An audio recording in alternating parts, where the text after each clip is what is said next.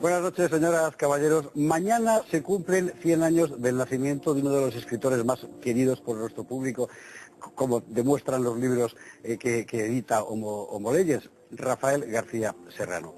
100 años. Un autor, un gran autor de la literatura española del siglo XX, pero maldito. ¿Y maldito por qué? Maldito porque era falangista. Es interesante porque la Falange ha cubierto 40 años de la historia de España de una forma determinante, pero es más interesante aún si tenemos en cuenta que Rafael García Serrano fue falangista de primera hora, cuando la Falange debía mucho más a Ortega y Gasset que al fascismo. ¿Qué fue la Falange? ¿Por qué nació la Falange? Vamos a hablar de eso hoy y lo vamos a hacer precisamente con un hijo de Rafael García Serrano, nuestro compañero Eduardo García Serrano. Un pequeño vídeo para poner en contexto el asunto y empezamos. El 29 de octubre de 1933 se fundaba en el Teatro de la Comedia en Madrid Falange Española, el partido de José Antonio Primo de Rivera, que terminaría jugando un papel determinante en nuestra historia. Falange nacía de la mano de José Antonio, hijo del dictador Miguel Primo de Rivera, el aviador Julio Ruiz de Alda, héroe del Plus Ultra, y el diputado republicano Alfonso García Valdecasas, discípulo de Ortega, miembro de la agrupación del Servicio de la República y cofundador en 1932 del Frente Español, que pretendía ser una materialización política del pensamiento orteguiano. Falange terminó siendo a su modo esa cristalización, un movimiento de carácter nacionalista con fuertes tintes tradicionales y al mismo tiempo una acusada influencia de Ortega. Falange enlazó pronto con otros movimientos que también buscaban una renovación profunda de la vida española desde perspectivas ajenas al marxismo y muy lejos de la derecha monárquica o confesional. El 4 de marzo de 1934, Falange se fusionaba con las JONS, Juntas de Ofensiva Nacional Sindicalista, de Ramiro Ledesma Ramos y Onésimo Redondo. Las JONS reunían tanto el impulso sindicalista de Ramiro Ledesma, propiamente fascista, como el carácter agrario de las juntas castellanas de Onésimo Redondo. La Falange y las JONS tenían en común una sintonía genérica con los movimientos nacional revolucionarios de la Europa de aquel tiempo, pero sobre todo se veían a sí mismas como una alternativa moderna a la derecha española de la Segunda República. Falange Española de las JONS adoptó la bandera roja y negra y el emblema del yugo y las flechas de cuño ramirista. Su himno, el cara al sol, procedía de Falange, así como la elección de la camisa azul a guisa de uniforme. El movimiento pronto conoció una crisis. Ramiro Ledesma se separó a principios de 1935, pero no hubo escisión. Fe de las JONS pronto fue dejada de lado por los financieros de derechas, mucho más cómodos en la acera de Gil Robles. El movimiento conoció una grave crisis, acentuada por la detención de José Antonio, ya bajo el Frente Popular. Sin embargo, la guerra civil convertiría a Falange en el eje del bando nacional, forzosamente fusionada en 1973 con el requete carlista. Así nació Falange Española tradicionalista de las JONS. Eduardo García Serrano, muy buenas noches. Buenas noches, encantado de recibirte aquí en Tiempos Modernos por primera vez, que no será la última. Eso espero, y muchas gracias. Faltaría más. Todo, muchas gracias. ¿Por qué te has pedido tu padre a Falange? Estamos hablando de Pamplona, bueno, aunque él estaba más en Madrid, ¿verdad? 1930 y... En el 33. En el 33, o sea, primera hora de primera hora. El año del discurso fundacional. Mi padre es un jovencísimo estudiante que termina su bachillerato en Pamplona, viene a estudiar a Madrid porque su padre, mi abuelo Eladio, catedrático de instituto, está dando clase en Madrid y él se viene a hacer la carrera Filosofía y Letras en Madrid. Y escucha en un bar, por la radio, el discurso fundacional, en la Comedia. Mi padre militaba en la FUE. ¿Lo que te iba a decir? Porque tu padre entonces era un prefascista. O sea, la FUE era una federación universitaria de estudiantes de carácter patriota, pero más bien de izquierda. Pero muy izquierdista, claro. Muy izquierdista. Nosotros conservamos en casa el carnet de mi padre de la FUE, que cuando él se afilia a Falange, le expulsan y ponen expulsado por fascista. Ah, mira, en la FUE. Entonces mi padre escucha con sus ansias de revolución, sus ansias de que el pueblo español alcance unas condiciones prósperas y dignas de vida a los trabajadores españoles, sus ansias de que España recupere lo mejor de su historia para proyectarla hacia el futuro. Ese joven estudiante de 17 años está escuchando en un bar el discurso de la Comedia y se le enciende la bombilla. Esto es lo que yo busco, esto es lo que yo quiero, y desde ese momento se afilia. Contra lo que ha contado la historiografía posterior, aquella Falange inicial no es, como decir, un movimiento que nace con la intención de imitar a los fascismos europeos, porque ya hay uno ahí que es el de Albiñana, que es el partido nacionalista aquel español, que ya existía. Esa es en realidad otra cosa, y la mayor, García Valdecarras, por ejemplo, claro, es gente fundamentalmente orteguiana, ¿no? Sí, de la tendencia orteguiana republicana, por supuesto que sí. Mi padre era republicano, mi padre adoraba, tenía pasión por la historia de España, exactamente igual que tú. Y lo que deseaba era encontrar un movimiento político que aunase la gran tradición española, la gran tradición cristiana española, la gran tradición revolucionaria en lo social española, que empieza con los Reyes Católicos y sigue con todo el movimiento durante el siglo XIX, con todo el movimiento tradicionalista español, que son los grandes revolucionarios sociales, y no la izquierda, y que eso aunase a los españoles y proyectase a la gran España hacia el futuro. Eso él no lo encuentra en la izquierda. En la izquierda no encuentra más que rencor, revancha, odio y lucha de clases. No lo encuentra en la izquierda. Y no lo encuentra en la derecha tradicional española, que son unos partidos de derechas que están en el bostezo permanente y en el terror ante el avance de la izquierda. Y ahí surge la Falange, para acabar con todo eso.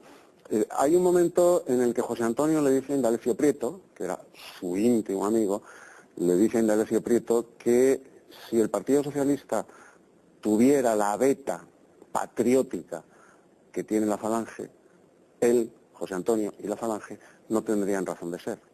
Yeah. Es aunar lo social, la justicia social. José Antonio lo dice muy bien en un momento grave de su vida. Dice que su sueño ha sido la patria, el pan y la justicia para todos los españoles, pero fundamentalmente para aquellos españoles que por carecer de pan y de justicia no pueden reconciliarse con la idea de la patria. Estamos hablando en este momento de un movimiento muy minoritario. Muy minoritario. Y que va a seguir siendo muy minoritario hasta el día antes de la Guerra Civil. Exacto. De muy pocos miles de afiliados. Muy pocos. La Falange surge en un primer momento como un movimiento netamente universitario, de jóvenes universitarios. De ahí va creciendo muy poquito, pero con mucha fuerza, mucha cohesión interna, y a partir de la unión con las ONS, la Falange cobra todo ese sentido social a través de Onésimo Redondo y de Ramiro de Desmarramos. Del mundo universitario pasa, porque además la Falange nace en una gran urbe, en sus primeros momentos no trasciende a la España rural ni tampoco a la España fabril. Pero a partir de ese momento la Falange trasciende al mundo fabril de las grandes ciudades, bien es cierto que no de manera mayoritaria, por supuesto que no, y al mundo rural, sobre todo en Castilla, Onésimo Redondo, y a partir de ahí pues es cuando la Falange alcanza, digamos, su punto más alto, esa primera Falange a la que tú te refieres, su punto más alto en el sentido revolucionario. Sí.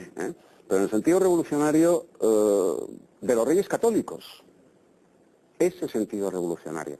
No el sentido revolucionario de la izquierda rencorosa. De clases, sino de la transformación de la estructura. Exacto. Tu padre vuelve a Pamplona. Pero ¿en Pamplona había algún falangista más, además de tu padre? No.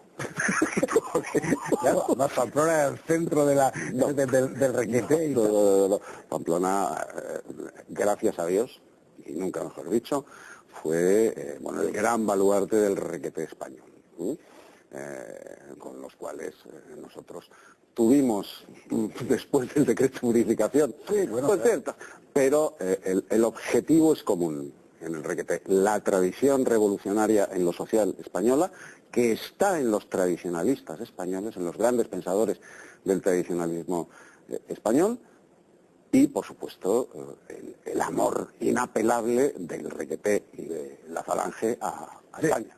Siempre me he preguntado, alguien como tu padre, es decir, un chaval de provincias que viene a Madrid, que se mete en la vida urbana, en la vida, digamos, en la gran vida, perdón, uno es de provincias también, pero bueno, a la hora de volver, me imagino que va con sus ideas en la cabeza, y de repente estalla la guerra, y la guerra lo cambia todo, y cambia también la Falange de una forma radical. Sí, claro.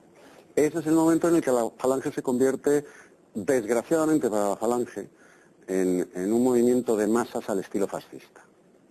En el momento en el que estalla la guerra civil y el alistamiento a la Falange es masivo, desordenado y sin ningún tipo de filtro.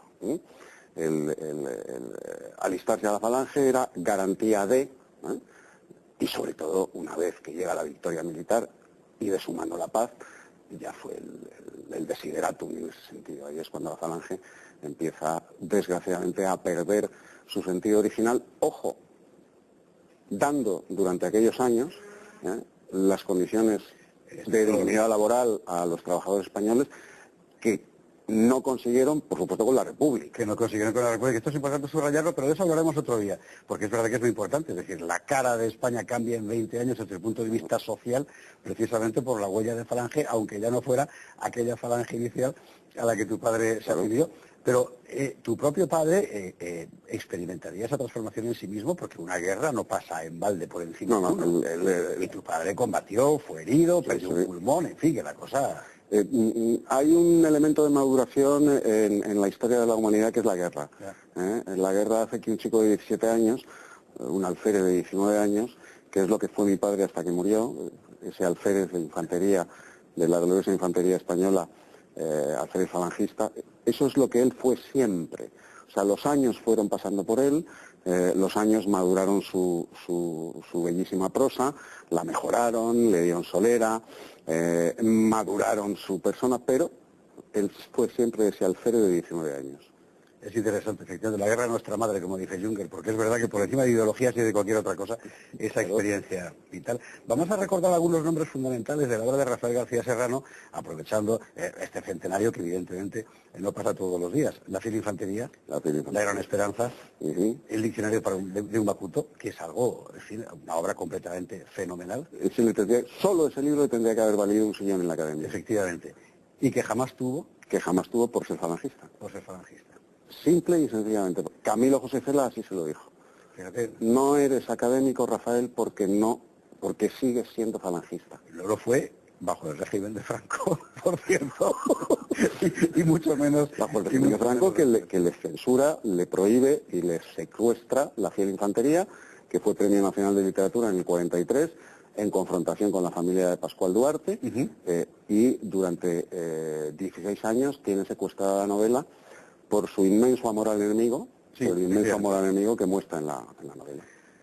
Eduardo García Serrano, muchísimas gracias. La verdad es que esto es para empezar a contar y no parar, porque es una historia realmente formidable. Hablaremos, claro, fueron 40 años en la historia de España, vamos a hablar más, por supuesto que sí, de la Falange, de lo que significó para la historia de España. Pensemos en la sección femenina, por ejemplo. Fue determinante para 2 generaciones. Hoy se trataba fundamentalmente de, aprovechando el centenario de Rafael García Serrano, hablar de él y del origen.